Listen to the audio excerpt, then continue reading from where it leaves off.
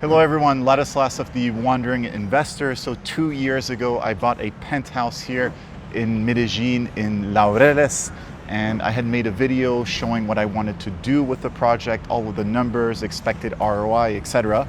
And now fast forward 2 years, the apartment has been renovated and we have all of the actuals in terms of ROI, rental returns, and all of that. And Mauricio has been managing the process with this team. He's also managing the property. So, Mauricio, how are you? I'm good. It's been an exciting 2 years. It has indeed. Yeah. So tell us a little bit about this particular area of Laureles, which is called San Joaquin. I invested here for a reason. Can you elaborate? Yeah, so San Joaquin is located in Laureles Estadio area, which is just between Conquistadores, which is a neighborhood just across the street. You have Parque de Rio, which is very nice in the December area, and then it's between the second and first park. So it's just between two commercial parts, which is starting to gentrify with more hotels. Here on the first floor, as you can see, there's more shops, restaurant, and barberia, for example. I remember I was walking in this neighborhood about like 3 years ago, walking in front of a barber shop. And the guys were in front, they were smoking, and as I walked by, they asked me if I wanted to buy stuff from them. Fast forward 3 years, I walked back in front, and this time it was a pet shop with a white girl inside. If that's not the definition of gentrification, then what is? All right, so let's go into the apartment now. Let's go look at the renovation. Let's discuss it in detail, and let's do all of the numbers. Let's go. Yeah, let's go.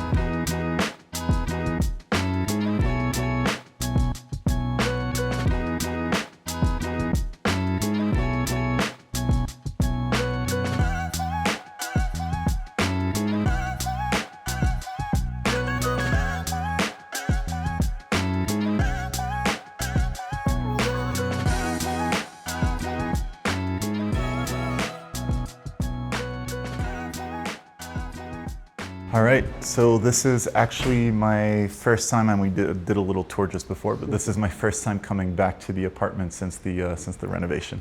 Cool, so Mauricio, yeah, big reno, eh? Yeah, 240 square meters, full renovation. And this is the man that did it all, Felipe. How you doing, Felipe? Good? How are you? Yeah, fantastic. Hi, Mauricio. Hey. So this renovation job was managed essentially entirely remotely. I came back, I think, just once or twice. One time, I think. I think once, yeah, I didn't really even need to. I was here for other stuff. So Felipe works closely with Mauricio. You work on quite a few of Mauricio's projects, right? Yes, Yeah. of course. Cool. So we were able to do this in English, in writing, all the communication, the whole renovation. So it's not like it needed to be done all in Spanish, and it was complicated. So this is essentially the result of a process that took quite a few months, done entirely remotely. So this whole space, this wall gone. We're gonna have to redo the kitchen, remove this wall, and Open kitchen concept, of course. Open kitchen concept. And here, this bedroom does not have a bathroom. So what we'll do is we'll eat up a little bit of the kitchen and of the wardrobe and create a separate bathroom for this room. So we made quite a lot of changes because here the kitchen used to be a bit bigger, but what we wanted to do was to make sure that each bedroom had a bathroom, because the original configuration of this apartment was 6 bedrooms and 4 bathrooms, and we changed it into 5 bedrooms and 5 bathrooms. So this is just one of the bedrooms. And then there is this one, quite a big. It's a large room. Yeah, and it's all very bright. Then there's the master bedroom. That's the bigger one with an extra little desk space. So we had all the wardrobes redone, the bathrooms completely redone. I mean, it was a complete gut job from A to Z. So Mauricio, do you do a lot of gut jobs like that? Yeah, we do several a year. Several a year. Yeah, mostly for investors as you. Yeah. So the advantage of renovating in Colombia is that generally speaking, the costs are still lower than in other markets. Even in other parts of Latin America, typically renovation jobs are more expensive than Colombia. So here it's worth it to buy something that's, not quite there and to do the full renovation job. And also you have the tenants who want to rent them because of the large tourism and increasing population. So yeah. And the it's a tenants good are mix. the tenants are pretty high-end in Medellin in many Yeah, cases. exactly. Since they're coming from the United States a lot of times. I mean, when we were initially working on the plans, we ended up doing a higher end renovation than we had initially planned for. Yeah. And you were the one, Mauricio, always telling me, Ladislas, don't be cheap. Don't cheap out. Don't cheap out. I was like resisting a little bit. Yeah.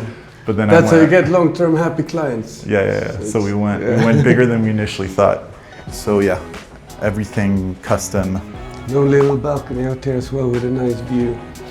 So we'll do all the numbers upstairs in terms of comparing before and after. See how close we were.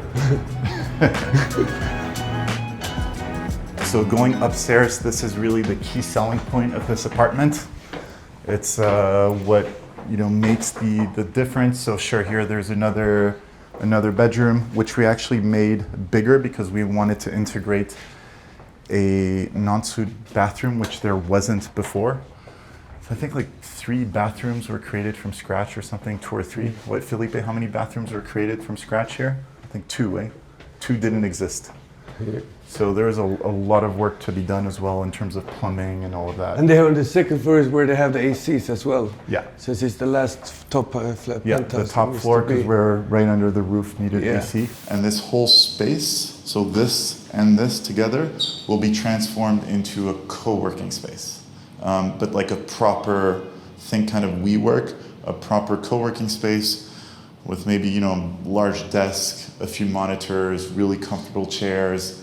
Maybe here, put a whiteboard. And this is, the workspace. And the tenant is here. How are you? Hey there, what's going on? Good. Cool. Thanks for dropping by. Yeah, thank you. Thanks for having us in. How you doing? Yeah, thanks. So the initial target when we were discussing the plans was an American startup, a bunch of people who want to move to Medellin, live here, they want to work from home, work hard, and then still be in an environment that's very convenient and they can have fun. There's the jacuzzi, the bar area, everything. So were we on brief? Yeah. I mean, this is great. So I actually watched your first video, and when you're describing your tenants, you got us to the T, right? So you said tall Americans, right? I'm tall. Americans like to watch TV, so we're happy to have a TV in every room. Even though we don't really watch it, but we like to have it there. And this place is very spacious, right? So just being in Colombia in general, this place isn't really made for tall people. When you get into the cars, I'm always banging my head and hitting my knees and stuff. So this place is very big. I have a king size bed. But I really kind of think that this is the selling point, right? We congregate here every day, have our meetings, and we have 3 people living here now, and then in about a week, we have 2 more people coming to live here. So we're going to train our sales guys to be digital nomad. Cool, So, fantastic, Nice. Exciting. Yeah. And you said that in the initial video, I referred to Jonathan, the name of the target market. yeah, it was kind of funny because he was just you threw out a random name, and it was Jonathan, and that just happens to be my business partner. So it's kind of like you spoke into existence, and then he was there. But Right. it seems as if we were that exact person. And then when we were looking on the website, we saw this place, and we were just immediately, we were do whatever we need to do to get this place. And I mean, every time we come in, I just like this place a little bit more and more. Fantastic, great. Yeah. And you have a business we're going to plug in his business here because it's actually relevant to people that watch that follow this channel. Can you tell us about your remote US apostille services? Yeah. So thank you. We apostille documents for U.S. documents for use in other countries. One of the cool things about here is that when we happened to get here, Colombia started requiring FBI background checks for all visas. So we created a way to have it streamlined so it could get done in 2 weeks, whereas before, I think there's one other service that does it here in roughly, we went from 6 to 10 weeks or something like that. But we were able to do it, streamline it, get it faster, and we help a lot of the U.S. clients here with their apostilles. Cool. So if you need an apostille for immigration, I mean, typically you need it for immigration or for citizenship by investment, etc. Cool. There's a link below. Great. All right. Thank you. Thanks a Really lot. appreciate All it. right, appreciate it. So let's go check out the The terrace, unfortunately, it's raining, so we are in the city of Eternal Spring, but it just stopped raining actually. So outdoor kitchen, this, because you know Americans like to eat steak and meat is pretty The cheap tower in is Colombia. right here as well, important. Yeah, all of that outside. Yeah. And then big jacuzzi. We're gonna have, I mean, Mauricio, what's happening here with the maintenance? Putting you on the spot, Mauricio. Yeah, I have to come back for this one, right?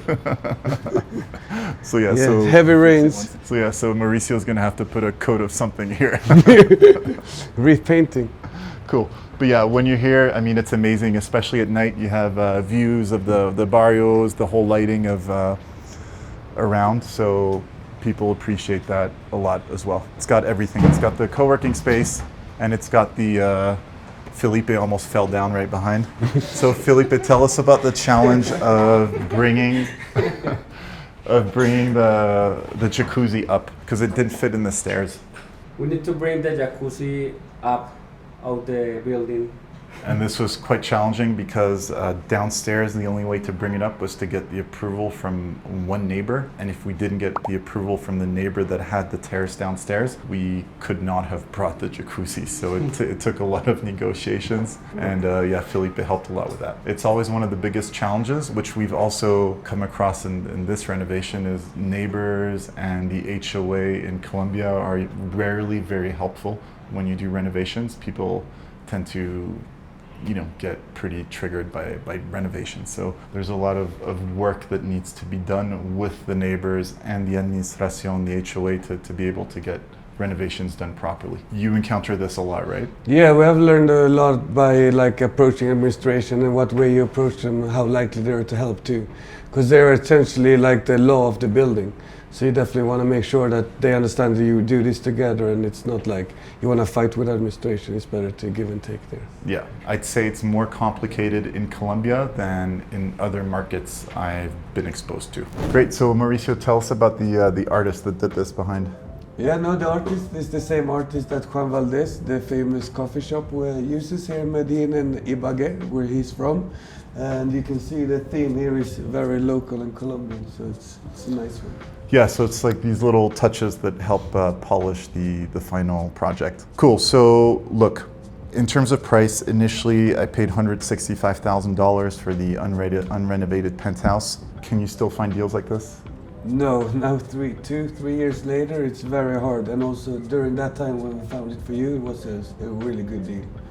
Yeah, so please stop contacting Mauricio saying you want the same deal. I also want the same deal. Let's discuss the renovations budget. It was initially $78,000 when we had done the numbers, and we ended up at $133,000. That's quite a big delta. So what happened, Mauricio? No, there was some currency fluctuation, about 10-15% from back then, from when you signed, right? Yeah, so typically in emerging markets, currency fluctuation plays in your favor. In this particular case, it did not. So when I bought the penthouse, it was around 4,400 to 4,500 pesos per dollar. But when I did the renovation, it was 3,900. So suddenly the renovation costs in dollar terms became 10 to 15% more expensive. And then you add peso inflation during that time. Back then inflation was running hot at 10% a year. And then that's how you end up with a renovation that's more expensive. And then you do a few more extra things, like Mauricio coming to me and saying, hey, Ladislas, don't cheap out. Put aircon in these extra 2 bedrooms and yeah, just to make get sure a bigger jacuzzi and things like that. And then gradually Mauricio convinced me to do something a little better. Then we had a one-off hit of $25,000. I'm not too comfortable discussing the whole situation here on camera, but I'll put it this way. Felipe was very helpful and sorted out a situation that could have been quite bad. And he just, solved the whole problem. So again, thank you. So it sucks to have made works of $25,000 extra that I'm not seeing in the ROI whatsoever, because it's not something that's visible. This being said, would I have paid $190,000 for this penthouse back then? Absolutely. So at the end of the day, it's part of what happens when you invest in in markets with weaker regulation, a bit more uncertainty, etc., these things sometimes happen. But also, Do you see that a lot? no, like Yeah. this big is the difference from what expected. It's almost never. Like what could be expected is like 5-6% difference from what we would tell you. I got a little bit unlucky on this one, but in the big scheme of things, because of how cheap I bought it for, it doesn't really matter too much. So initial rental income, we had planned $3,100 per month, Yeah. and we are getting, So we're getting 3,330 USD a month. But this was also the kind of the reasons why we spoke about the renovation and make it a little bit more high end, choose a little bit better materials so that you get long happy clients. yeah. So it's reflecting in the rent, I'd say. It is. Also, the occupancy rate initially was 92%, but we're getting this like fully occupied. We have a 1-year lease. We don't have a demand issue with this apartment. No, it's So been rented. let's say the tenants were to tell us, okay, great, we're leaving in 3 months' time when the lease expires. How quickly would you expect to find replacement That would actually be tenants? great for the high season coming in August. So we would do really, I think even higher than we're renting it for right now. Poor Jonathan is nervous now. No, but for sure, like it's a big unit area. All right, then in terms of numbers, property management, nothing changes. Utilities are up a bit with inflation, property tax, maintenance as well, HOA, so nothing out of the ordinary. So we're ending up with a net rental yield of 9% pre-income tax versus 9.2% that we had predicted. All in all, am I happy with these numbers? I mean, I'm perfectly happy with 9% net yield. So all in, we put a bit over $300,000 into this penthouse. So if I told you, Mauricio, so normal liquidity, because again, when you come from North America or Western Europe, you're not quite used to the levels of liquidity that there is here in Medellin. What's a normal time frame to sell an apartment that's, you know, priced normally? If it's right priced, a unit on the traditional market, like not a renovation project like this, then it's like 12 to 18 months. If it's a unit like this that is already rented out, priced correctly, I'd say 6 months. 6 months, Yeah. okay. So let's tell you, so what if I gave you the brief, Mauricio, I want to sell this within 9 months normal liquidity time. Yeah, I would say that we should start to list it for 380,000 USD. Okay. And then the closer, if we don't happen to find a buyer immediately, we take it down maybe like 2-3% until we get it sold. Okay. But 360, 380, we're very confident we could sell it. Okay. Yeah. So we're looking roughly at an increase in dollar terms of about 20 to 25% in 2 years. So 10% a year. So, you know, that's fairly decent. And it's still pretty cheap per square meter. And when you look at it on a per square meter basis, you're just at $1,500 a square meter, including all the furniture. But also for an investor, you would look at it as the income that you will be getting and the money you spend. It's like with 100% occupancy at this price, it's a good investment. Yeah. For the next buyer as well. And it's not only investors that would buy this. You could have a family that could buy an Yeah. apartment like this, a Colombian family, a foreign family, etc. So it's not just investor that would be interested in a unit like this. So roughly it cost me about $1,200, $1,250 a square meter to get this. Now how much are new apartments being sold for in Laureles on a per square meter basis? It's pretty hard to compare like this because this is such a big unit. The most units that comes out are a little bit smaller. But I'd say about 1,800 per square meter could be. Depends on the amenities, if it's a daily rental, monthly rental. So it's a lot of factors, but approximately. So there's still a market for buying older properties and renovating them. So all of these numbers here for the renovations, they also include Felipe's fee. Felipe is not the cheapest, so in there's a fair amount of fee for Felipe. But if you want a cheaper renovation, sure, you can get some local guys to do it. You manage it yourself, etc. And then you don't hire an architect to actually deal with the whole renovations process. But I'm not in the business of managing renovations myself. So I was more than happy to get Felipe to help with the renovation. Here we're looking at 9% net. So if new investors come to you, Mauricio, and say, I want to invest in Medellin, what would be the net rental yield that they could expect and that you're comfortable saying you can deliver? I could comfortably deliver 7% expected returns of investment. Cool. So that's kind of the average now in the current market. Yes. Now after the pandemic and the more mature market, we have seen some drop of the returns, but yeah, 7% is doable for sure.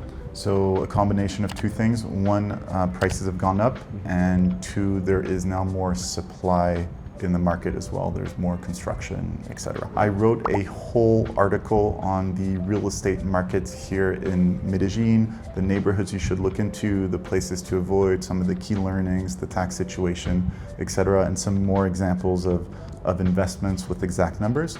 So there's a link below. And if you want to get in touch with Mauricio, there's also a link below, and then he can put you in touch directly with Felipe. And if you want a US apostille done, there's also the link below. All right, Mauricio. Thanks a lot again. Thank you. Yeah. Make sure to download my free ebook, 12 Mistakes to Avoid When Investing in International Real Estate, which you can find on my website, linked below. And feel free to follow me on Instagram @TheWandering Investor. I look forward to hearing from you.